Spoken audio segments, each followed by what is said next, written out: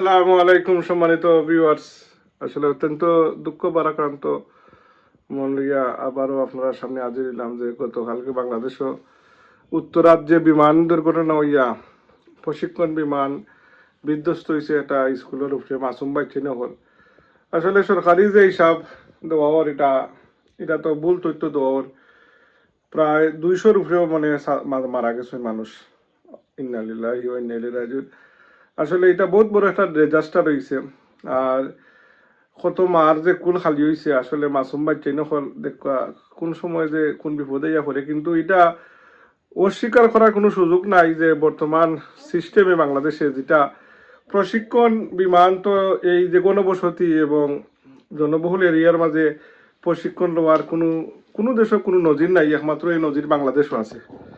তো আসলে এটা যে ডিপার্টমেন্টের এরা পদত্যাগ করিয়া আমরা দেশে তো একটা দূর সাইয়া মানুষের অনেক ক্ষয়ক্ষতি হওয়ার পরে গার্মেন্টস হোক, আগুন লাগা হোক, আর যে কোনো ঘটনা ঘটার পরে পয়লা কতদিন চিল্লাচিল্লি করা হয়।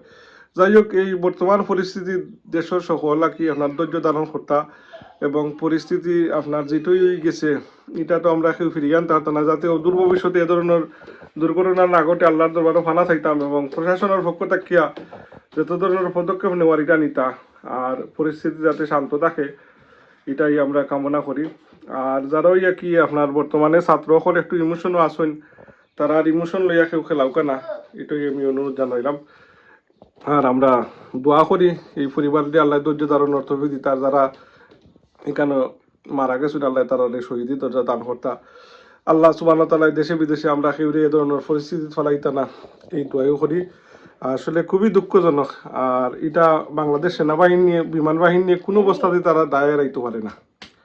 এ ধরনের একটা ওকেজু বিমান দিয়া প্রশিক্ষণ কিভাবে করায়, আর করাইছে তো যদি 1 লাখ গিয়া ভরিয়া মরিস তে তো দুঃখ হইল না নে, কিন্তু কত মাসুম বাচ্চাইন তোর জান গেছে। এটা ডেফিনেটলি এটারে আপনারা কি ভবিষ্যতে এ ধরনের কোনো দুর্ঘটনা থেকে এক সেক্টর নাই অন্য সেক্টরও যাতে সতর্ক দৃষ্টি সরকারেও দেন, এটাই আমার জোর দাবি। আসসালামু আলাইকুম।